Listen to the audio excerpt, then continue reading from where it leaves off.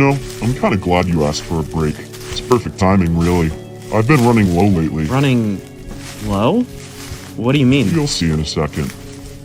Well, here we are. Whoa, the Pretty Colors place. Hi, dust people. Yeah, I'm sure they'd say hi back if they could. So, these are the colors you've been using to show me my memories? Correct. How? The colors are all over here. The cafe is all the way back in the outskirts. Well, you can absorb them, like this. You carry them with you. I bring them from here to the outskirts. I was running out lately, so I figured I'd take the opportunity to stock up. Whoa, neat. You can make anything out of this stuff, actually. Well, at least anything you remember from being alive. Check this out. Whoop! Cool. Hey, if you look straight up from here, you can almost see the entrance to Heaven's stairway. Yeah, if I look straight up, it's all white near the top. Yup. That's where we're trying to get you by showing you all these memories. As is my duty as a judgment passer. Yeah, seems pretty up there. Oh, trust me, it is. Figured I'd show you at some point, give you something to look forward to. I know it's been tough for you lately, seeing all the stuff from your life, and you know, I get it. A lot of souls. What about down there? Oh, hey, don't worry about that. Look, I got everything I need. Here, let's just head back. Jackson? I think I see someone down there. What? Let me see. Oh my god, you're right. She doesn't have a judgment passer with her either. We can't just let her keep falling. Hold on, just stay right here. I'm gonna go catch her. This'll do.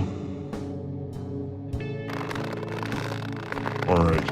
Heads up, I got a live one. How is it a live one if she's, you know... Figure of speech. Now, are you gonna help me lug her back up to the cafe or what? Right.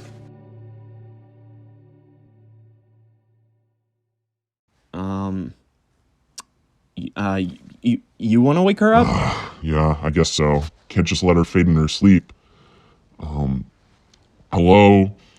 Hello? You don't have a head! Yeah, weird, huh? I never pointed it out before, but what's this weird swirling thing? Can I put my hand in? Dude, stop. Who are you people anyway? Just a couple of good Samaritans who want to help you get your memory back. How could I trust that? Well, you don't have to. The door's right there if you want to walk out and run off. I wouldn't advise that, though. Yeah, it's just thick forest out there for miles. Plus, if you don't start exploring your memories soon, you might start fading. Okay, not responding. Gotcha. I have a show to do anyways. If you change your mind and want to talk, I'll be downstairs. Sorry. Young adults, right? This is... Oh, hold on. Let me just get this thing out. Yeah, there we go. Forgot to have that up for the past few episodes. Guess I just forgot. I know I don't need it, but I don't know. Just feels a little bit more natural, I guess. Sorry about that. This is Trevmas. He's an underground SoundCloud rap artist from New Jersey, and he makes silly little songs that sound like this. I don't miss, I don't do that. Look at his pockets, he do that. Look at my pockets, I do that. Spot a op, I need something to shoot at. I don't get it, bitch. Fucked up on my body, fucking around like I'm a veteran. She said that I let her pull up, I'm Thomas Edison. Brand new F1s. We don't do one-on-one, bitch. When I pull up with a gun. All these pussies be my sons. Diamond shining like the sun. We got the place that I grew at.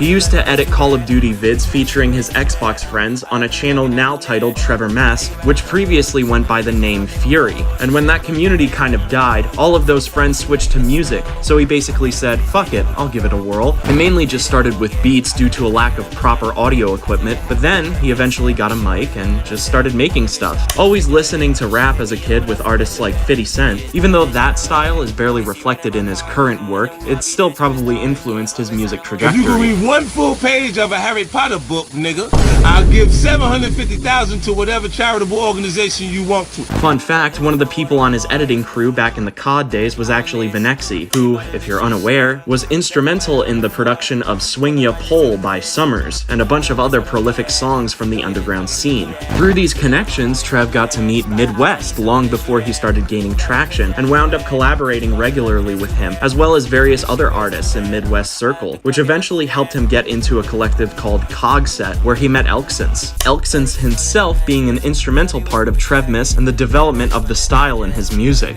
Another big connection / friendship was XX Funeral, another underground artist I've covered multiple times in the past. He commented on one of Trev's songs randomly, and they've been collaborating on and making stuff ever since, really influencing and reinforcing Trev's humble attitude towards music making. He's often stated that his main goal with music was, and still is, just to have fun with it, and if anything else happens because of it, then that's just a plus. The same way I've treated the channel, honestly. Let's get intimate, let's get intimate, let's get intimate, yeah, let's get intimate. I figured the first track I cover on the list would be the first Trevmas song I ever heard. First time I heard this track was actually during Fiona's World 2022, hosted in Philadelphia. It's a quintessential Trevmas classic, a certified hood classic, if you will. The production by Elksons and CGM is masterfully crafted. The main chiptune-esque synth leads and the high-pitched interludes between each synth loop, paired with the heavy 808s and dense drums, gives the track this distinctive, rising, high-flying atmosphere that perfectly complements the lyrics. As the description suggests, this track is Trev and Funeral back to back. The structure is so tight, going from artist to artist between each verse. They each get a fair shake with every vignette of the backing track, and it makes it so the track never has a dull moment. Neither does it feel like either artist outshines the other. This reminds me of when me and Anti worked a lot better together.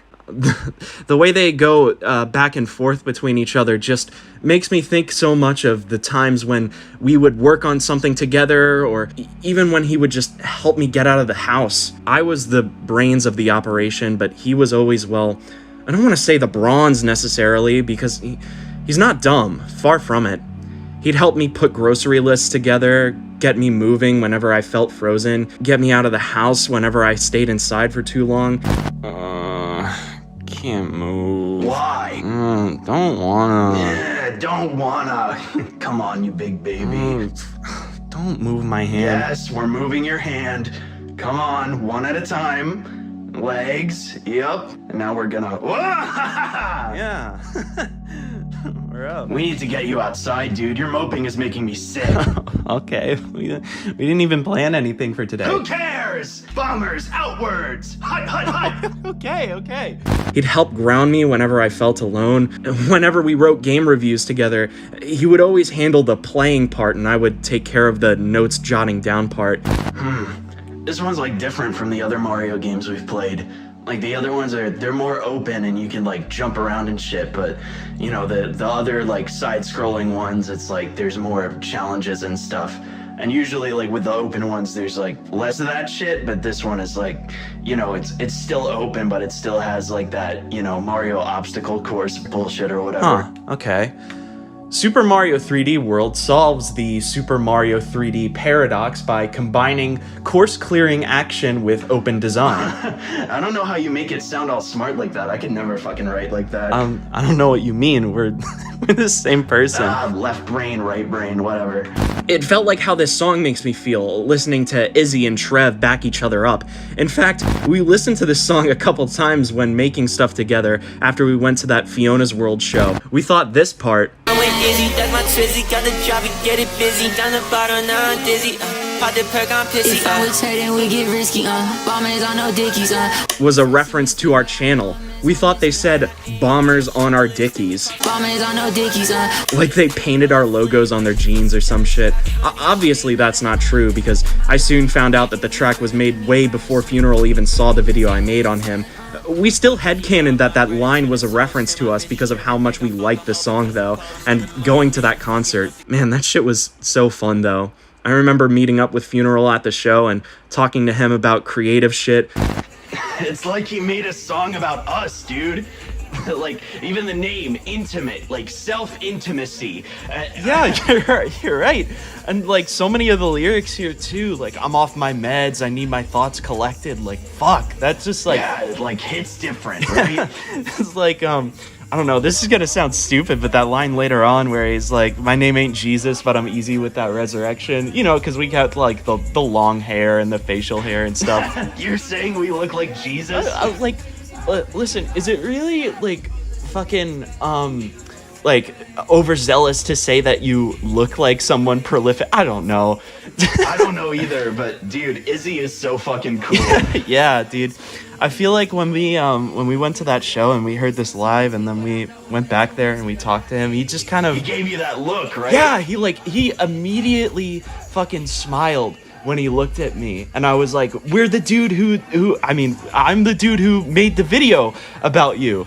And then he his face just kind of lit up. And then when we were talking backstage and I was talking to him about breaking back into making content again and all that stuff and figuring all this out, he gave us kind of this look like, yeah, like this kid is about to figure it out. Man, that was so fucking cool. We're so cool. yeah, dude. I saw how he was putting his anger into art, and it inspired us since we didn't do the same with our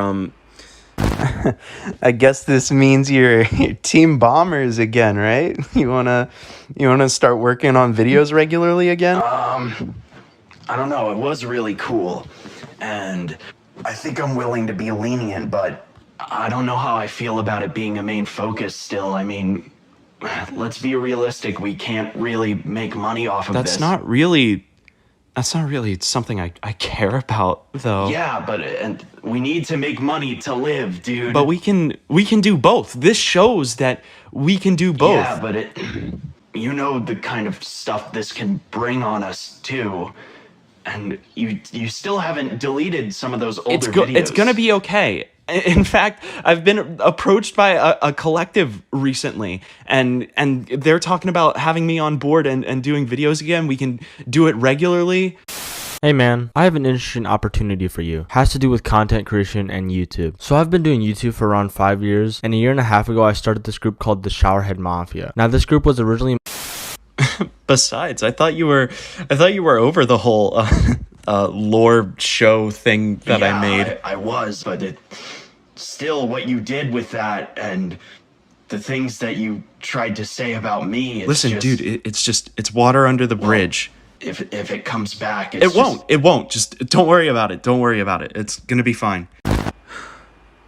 I'm derailing the whole thing. Anyways.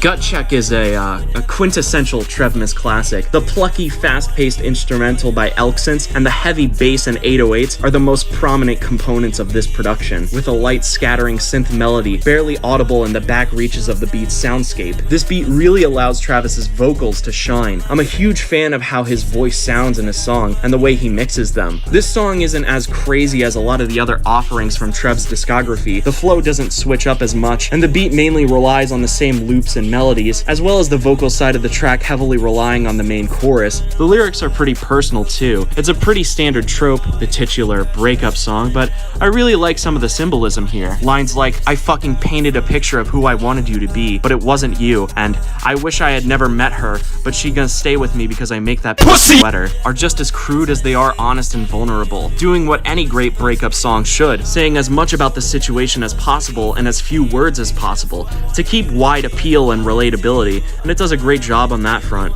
With all that being said, let's lighten up the mood with this next track. PJ is my favorite Elksons prod that Trev has ever worked with for sure. The fast tempo apprecio chiptune synth loop with the high-pitched breakthroughs at the end of each loop just give the track this unique high-energy feel that immediately makes the track stand out in your head from everything else in Trev's music catalog. The bass and drums are actually pretty simplistic upon further inspection. The 808s kind of just have this standard 3x pattern, and the hi-hats mostly follow the same predictive pattern, but you wouldn't notice that without listening closely and obsessively analyzing like I do. Ultimately, it gives the structure a strong foundation to branch out from too, while still retaining that chaotic feel. The lyrics are equally as fast-paced and high energy as the prod they accompany. As always, just great variety and unexpected switch-ups, and quick-fire lyrics that keep my neurodivergent brain from frying. Just listen to this. I switch, okay? For auto blick, okay, this shit look like a glitch, okay? I'm making money now, so I'ma talk the risk, okay? Like it ain't funny now, bitch, I'm getting money now. You got me stick, okay, like a glitch, okay, making money now, so I better do it's okay. Like it ain't funny now, bitch, I'm getting money now. It's so fast you might miss the funnier parts of the lyrics, like Harambe, how I go banana in the clip, or Popeye, I eat my spinach, she looking cockeyed, my dick was in Trev always manages to sneak in some off-the-wall shit in his songs. I don't think many people catch the things he says in his songs because of how well put together they are, and how perfectly his lyrics mesh with the prods he works with. That's just a testament to how well structured his sound is. So many people in this scene add in funny meme samples or try to make entire songs that play into that post-irony internet humor niche, but ultimately that shit can wind up distracting from the song you've put together if it's not worked in naturally, and memes die within like a fucking week of them getting popular nowadays, which is why in my shows I never really try to play into them, or if I do, I try to flip the script and creatively subvert them to the best of my ability. If you're not careful with that shit, it can really age your art like milk, no matter what media you're producing. Anyways, oh yeah, Curio is here. I like his part. It's cool. He actually covers a huge chunk of the song after Trev's opener and guides us to the 1 minute 49 mark. I feel like he really spices up the song, even if parts of his section can overstay their welcome just a hair. Some of these flows can get a little repetitive too, but I really don't mind when I'm just listening to the music casually like a, you know, normal fucking person. His voice works well with the backing track too. Just melts into the production perfectly. Anyways, PJ, yeah, cool song. Love it.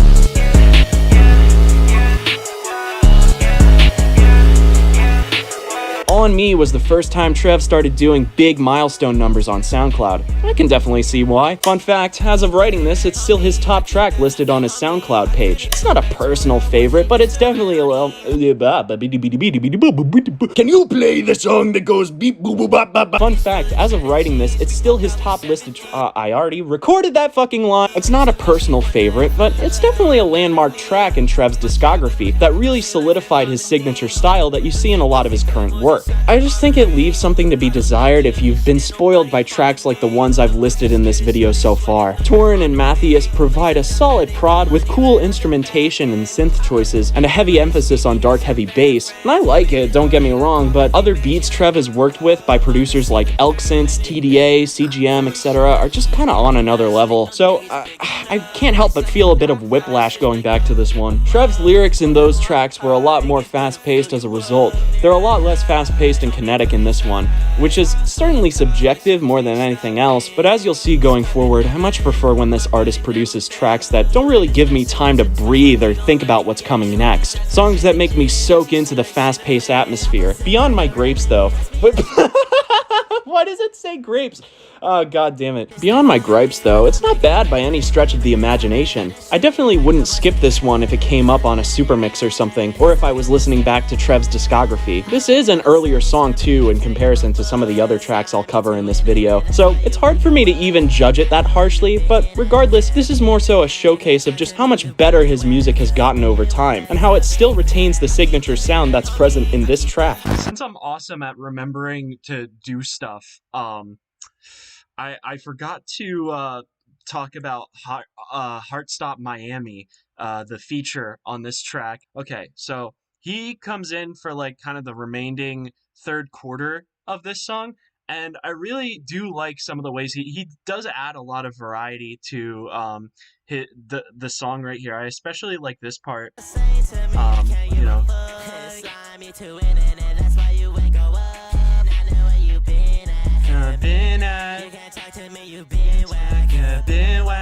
Like that's a nice little falsetto there. I like that he adds that into the song. It adds in like a little kind of a catchy aspect to the song.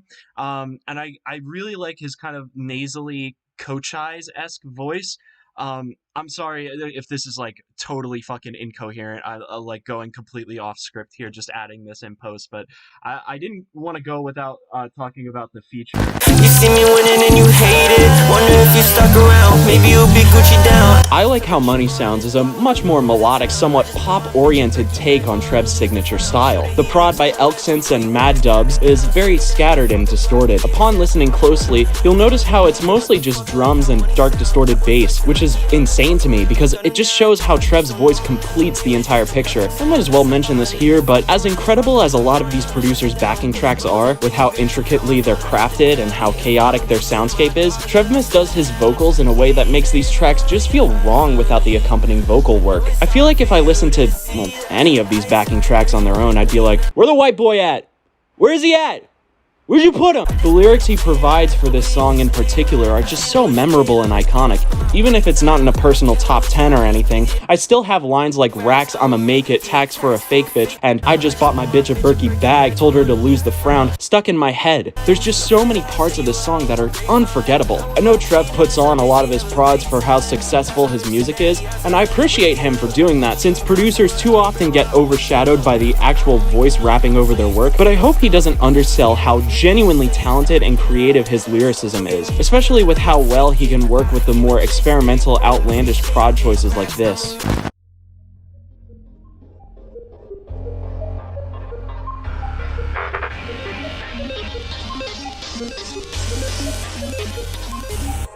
That bitch wanna fuck, but I don't do no pity.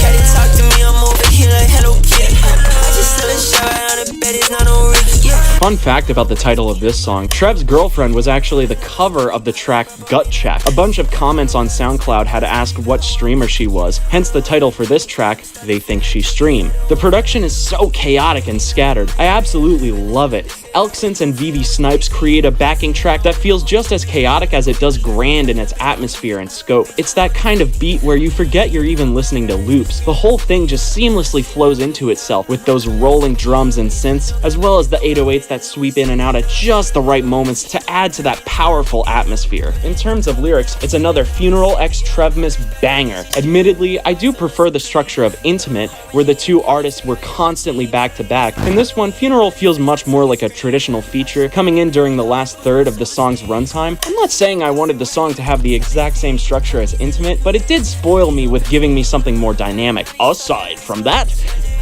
no, that was gay. Aside from that, the lyrics are still great for what it's worth. Funeral's segment on this song feels impactful when it comes up, and has some really creative and solid build-up. Just listen to this. Clucky on my side, that's my go-to. Now they want a piece like I don't know you. Why you cannot hold me at your block, they don't know you. See me with the scissors for my Glock, I'ma fight you. They don't know you, they don't know you.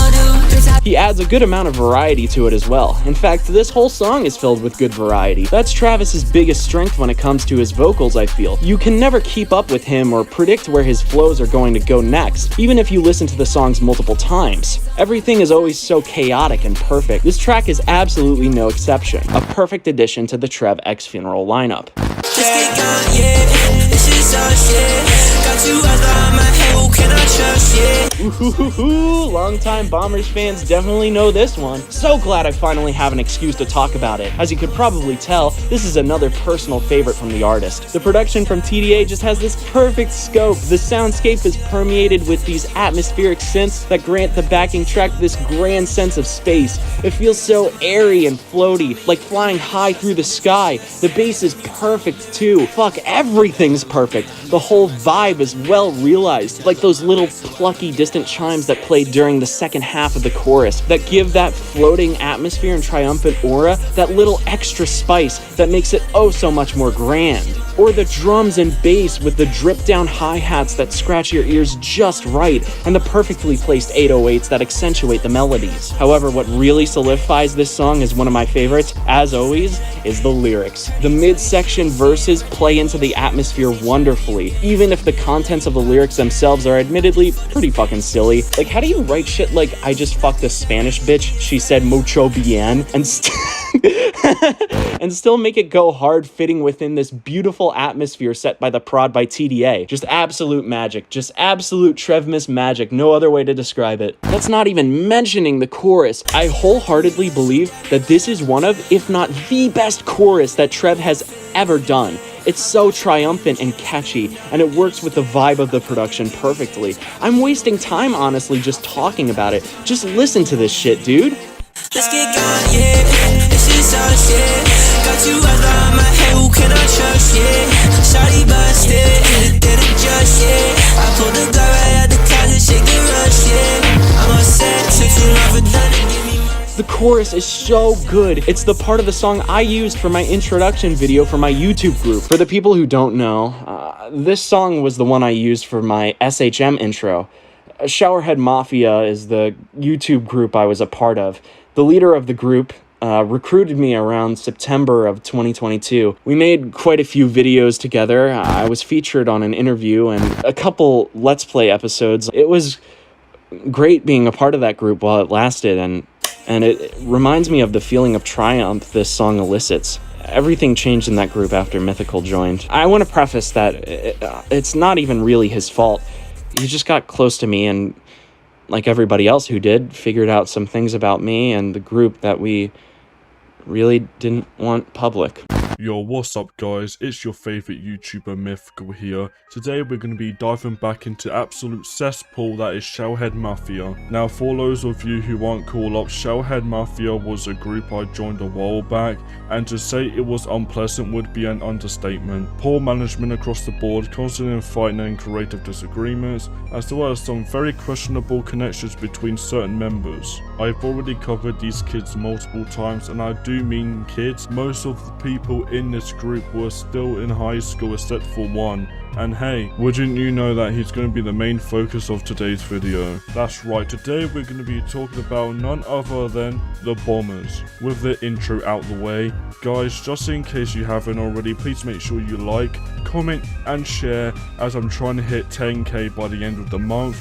And with that, let's just jump right into it. The Bombers at first would probably seem like the most harmless member of his collective. He mostly covers underground music and random video games, nothing out of the ordinary, and in his videos, despite everything I gotta say, he does a moderately okay job, you know, using big words and sounding smart, articulating himself on Sonic the fucking Hedgehog or whatever. First I got into calls with him. He seemed like a pretty level-headed bloke, real down to earth type. However, if you look past the facade and look at the face that hides behind a little astronaut helmet, you'll find someone who becomes insanely creepy and unsettling.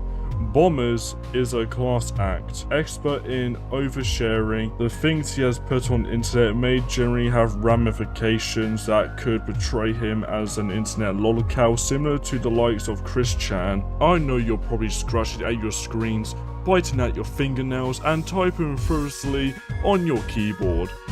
Mythical, come on already man, what's so bad about Bombers? Well mates, let's get right into it. Bombers, back in the prehistoric age of 2018, made a web series that tied into his review videos at the time. The plot of the series would follow this Bombers YouTube Sona character as he's kidnapped by an evil edgy version of himself named Anti-Bombers. Already we're getting into some cringe territory here, but trust me mates, it gets worse. Much worse. See, in this series, this Anti-Bombers character kidnapped the real Bombers and pretends to be him while the real Bombers is kept in his cave and tries to find his way out while reviewing games, movies and other miscellaneous pop culture and media things. However, while he's doing this, Anti is actually disguising himself as Bombers in real life, living out his life, and talking to his friends and even getting involved with his love life. I need to get back to my classes, my friends, my life. Your grades are fine, your friends are happy, and your life is better than ever. Well, now that I've taken over. You what? I'm surprised you didn't figure it out earlier. I thought you were smarter than that. I think I have amnesia, but that's besides the point. You've been posing as me? This would be one thing if this was only delegated to the plot of the show itself, but I kid you not, everything listed in the first episode is a real thing that happened. Oh, I've been doing more than just pretending. God, I couldn't imagine what my friends are going through right now. Oh, how they love me. They're all so clueless.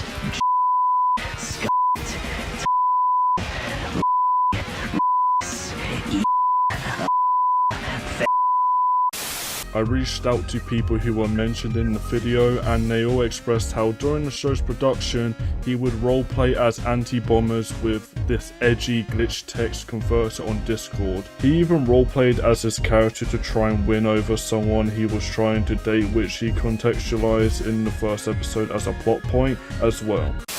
And in the end, they'll all have more happy lives with the world in our image. Hell, I've already made yours 10 times better. For starters, I finally got rid of that You made me break up with Aw, a little heartbroken, are we? You probably broke up with her as soon as it put a dent in your ego. Oh, our ego is more than fine. We've been flirting with so many other better suits for you. One of them blusters up just thinking about us. Oh, how innocent I thought thee. Stay away from her, you edgy weirdo. Essentially, he would always use his character as an excuse for just being a straight up shitty person and a bad friend, for being quite literally a creep. I think like the show, there was a part of Jackson that was good in nature and, you know, gave a shit about other people, and I see part of him wanting to push a message with the show. Okay, where do we begin? I know that's kind of a cop-out for starting long talks like this, but whatever, let me just start over. So I guess for the longest time, I feel like I was stuck in one place, but moving forward at the same time, it makes sense, right? I felt like I was me, but I wasn't me, but I was like, it was like a me that was kind of un-me, if that makes sense. And for the longest time, it was him who was me in my shoes instead of me. Is this making sense? Am I losing you here? Well, regardless, I came back, you know, the me that was me, and I saw what me that wasn't me, but was, you know, I saw what he had done, and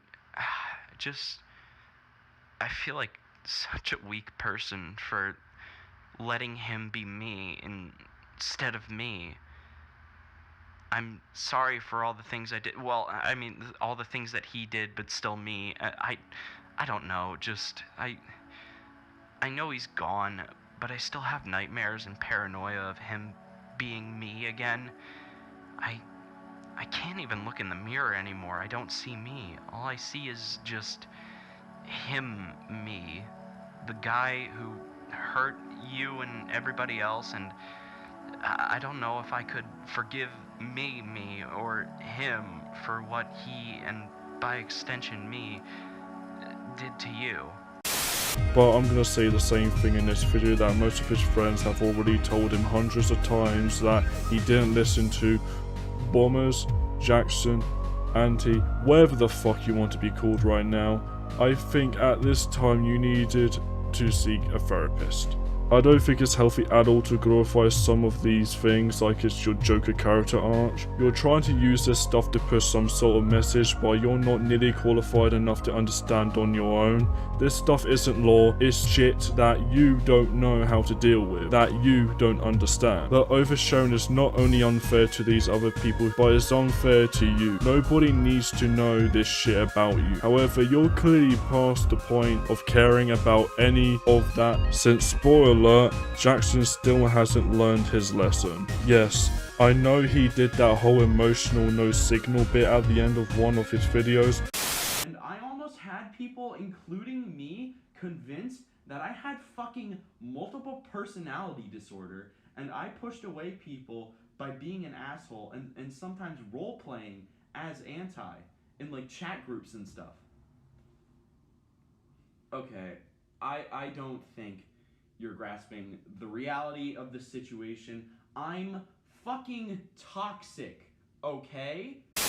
But Jesus Christ, this is just even more oversharing, and if anything, it solidifies that yes, these were real people he affected, by treating them like characters in a narrative about him and his edgy Shadow the Hedgehog doppelganger. Instead of inflating your ego even more and performing this whole emotional monologue about how terrible you are and how sorry you feel, how about you just apologize and private the videos? You know, instead of wallowing in your own bullshit and direct messaging. People on Discord saying you want to kill yourself?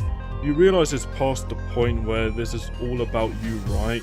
I know you probably think this is honest in your own fucked up way, but it's not. I can't believe the people I messaged told me to go easy on you. Regardless, eventually he did unlist the videos, but didn't private them, which is weird.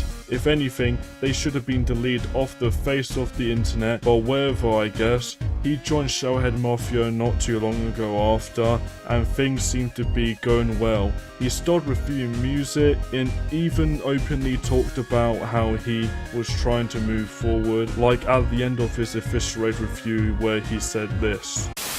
Funeral's using his platform to express his anger and share his pain and experiences with the world.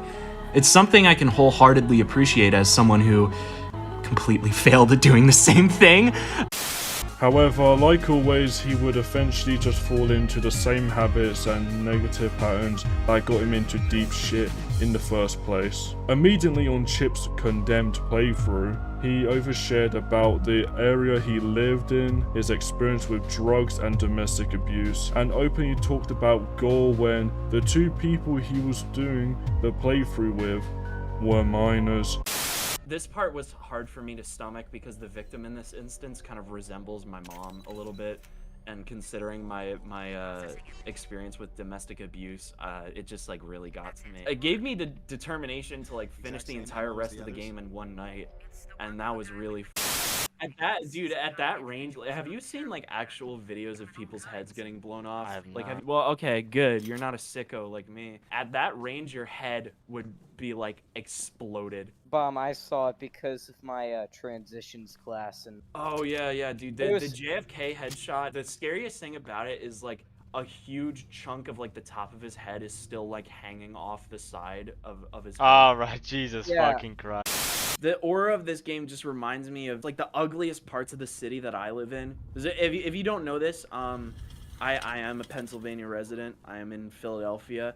Exactly where in Philadelphia, I will not say, but I did grow up there. The bad parts of that city are really bad. We have an area called Kensington Beach. You have Old City Kensington. You have like Fishtown Kensington, and those are like the bougie kind of like rich people, like yuppie tourist attraction areas. But then you have actual Kensington and Kensington Beach. And the reason why they call it Kensington Beach is because you have like a bunch of like addicts and homeless people and shit just it's like dipping out on the side of the street and in the road, and it looks like a beach because they're all laying down, but it's like they're all just like tripped out on whatever they're doing.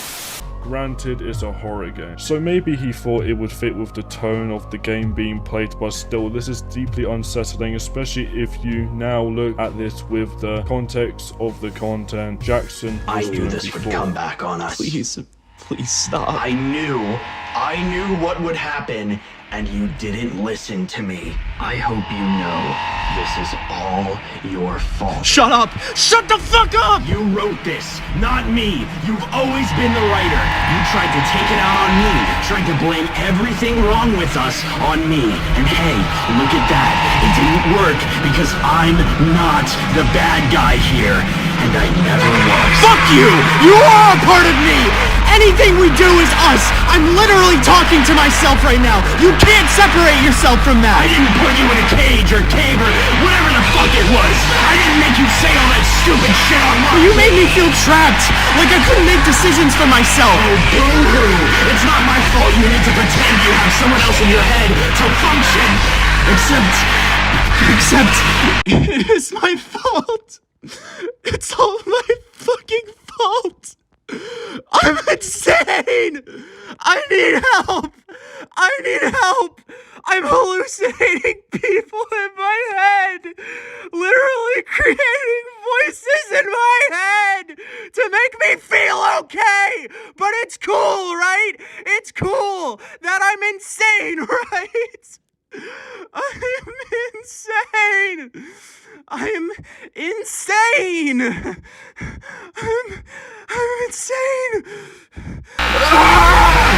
You see how much you're hurting us with your stupid bullshit? I'm done with you! My only goal now is to make sure we don't die over some stupid shit because of you! I'm against all of it! I'm against every stupid thing that you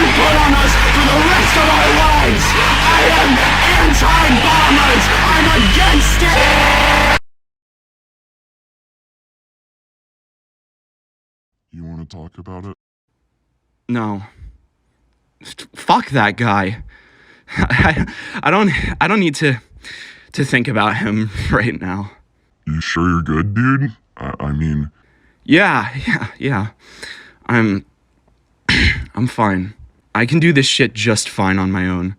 Solo bombers. Just like how Trev goes solo. Okay then. I'm gonna go back upstairs and keep talking to Nora. Oh, you got her to remember her name. That's good. Anyways, I guess. Doorman is a personal favorite of mine for the prod alone. CGM and Synthetic really bring the track to life with this high energy backing track. The main lead is just so perfect, even though the loop for it is really short. I never get sick of hearing the melody. I love how airy and buzzy it sounds too. The drum patterns, bass, and 808s are just so snappy. The wind up and impact on every loop is just so perfect. It also knows just the right moments to cut back and give proper breathing room for the lyrics to take over. It just sounds cool, man. I don't know what else to say. Trev's vocals on this one bob and weave through the snappy, punchy instrumental like it's nothing. Even just the intro with the ad-libs, it gets you pumped for something grand.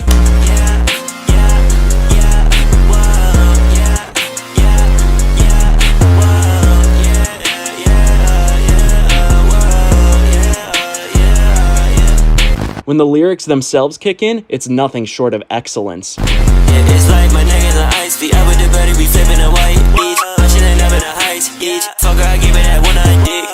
Couple shots, couple beans on his body like polka dots. She working that time, she eyes it. I got a couple of dots in my body. Some of my favorite lyricism from the artist. I love when Travis doesn't give me a second to breathe. Not one flow stays for too long, and even within the designated sections, there's tons of creative breaks and little switch-ups to keep your ears on edge. The instrumental changes with the lyrics wonderfully too. They just flow with each other so well, it's like magic. I like how the instrumental cuts back when the chorus comes around and starts blaring full force when the quick-fire verses come back around. It's nothing short of genius, and in my opinion, a quintessential track for the artist. Catch It goes hand in hand with Doorman for me. I can't listen to one without immediately playing the other. They have a lot of similar strengths, so I'll try not to repeat myself on this one too much, but regardless, Catch It is another one of my favorite instrumental tracks Trev has worked with. CGM and Geo-Goth bands create an instrumental that's on par with, and in some instances better than the one from Doorman. A great lead synth loop as always that acts as a perfect cornerstone for the piece, with this perfect drip down and wind up, along with drums that rattle the soundscape just right. The lyrics just roll through this one so naturally. They tear up the track at lightning speed. The tempo for every flow is just excellent. It's so fast-paced, I feel like I have even less room to breathe than Doorman, and that's not a negative at all. This track, like the previous one, barely even overstays its welcome. The bridge to the feature is just the best as well. Listen to how this little high-pitched ad-lib completes the whole build-up.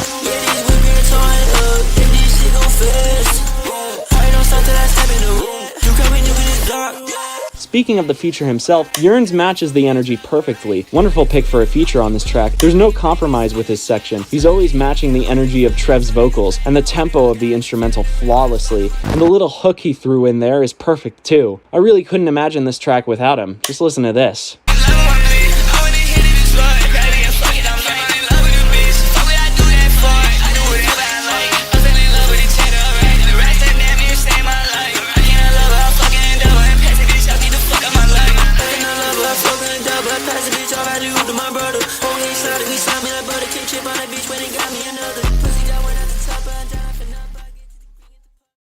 Oh my god, the final one. Fucking with me, yeah, it's a bad move.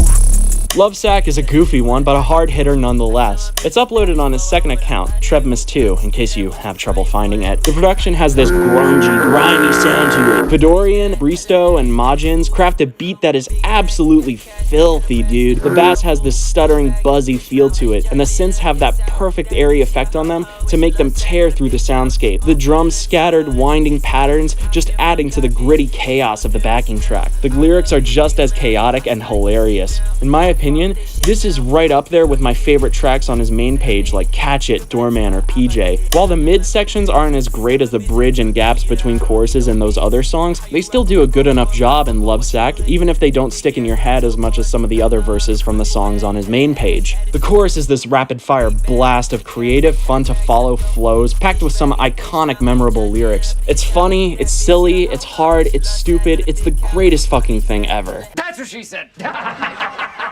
I hate y'all niggas. Y'all niggas make my ass itch. And I'm talking about for real. My ass itching right now. Cause I know some niggas. Contains my favorite Trevmas lyric of all time too. I fart with they shitting out. Yes, I'm not kidding. All for the tongue, hoe, let you kiss mouth. I feel from God, bitch. These hoes feel missing out. I love big amounts. I started, he sitting out. I fart with they shitting out. I'ma be the kid. I keep this like I'm knitting. This line just embodies Trev's approach to lyrics so well. I'm not even fucking joking. This embodies his entire attitude towards music and why I love it so much. Yes, this stupid line, I fart with they shitting out. I don't care how funny this sounds. This embodies an approach to art that I love. It's a flex line. The implication is, what other people take forever to produce or create, Travis can just push out with no effort. I fart with they shitting out. It's a line that's delivered so confidently, no matter how silly it sounds. That's why I love underground music, dude. None of you guys are afraid to look silly or say something that might come off as weird or dumb to the mainstream audience. And yes, that is true. These underground artists with no record labels and minimal professional experience, running off of just creative ideas and inspiration from those who came before, fart what these big labels take forever to shit out. It's inspiring. It's what gives me my approach to art. It's why I'm doing this segment right here on this line about farting what they shit out. I don't care what you say, dude. It's art. Not everything needs to move the fucking stars. Art is everywhere, in everything, and it spans thousands of different languages, tones, sounds, and shapes. It's as serious as you want to take it. I used to be so insecure about my own art. I used to be so afraid of talking about the music, the games, the media that I like. But you know what? I don't give a shit anymore. I used to have a motherfucker in my head who would hold me back.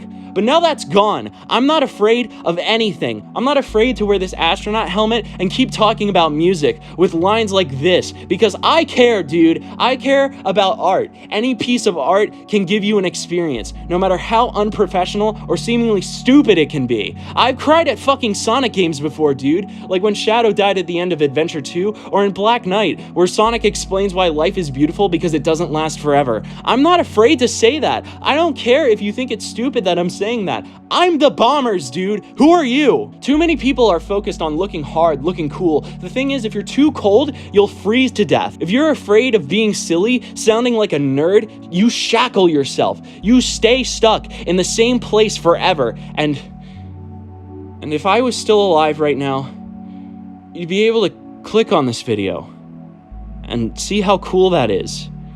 You'd be able to hear this message and hopefully take it to heart and do something with it.